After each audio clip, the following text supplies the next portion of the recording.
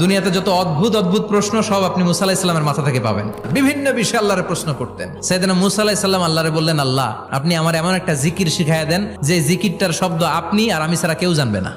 দিনে রাতে সব সময় এই জিকির আমি করব, আপনারে ডাকবো, কিন্তু শর্ত হলো এই জিকিরটা জানবে শুধু আপনি আর জানবো শুধু আমি। আল্লাহ বললেন, মুসা পড়ো লা ইলাহা ইল্লাল্লাহ। মুসা আলাইহিস সালাম কয়, মাবুদ এটা তো জাতীয় জিকির, সবাই জানে। আমি তো চাইছি এক্সেলেন্ট একটা জিকির, কারো কাছে নাই, শুধু আমি জানবো আর আমি পড়বো।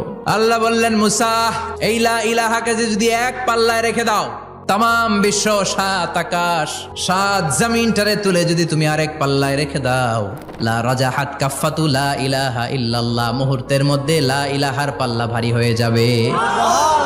ও মুসা, তুমি যতই এক্সক্লুসিভ জিকির চাও, লা ইলাহার চেয়ে দামি জিকির আমার কাছে নাই।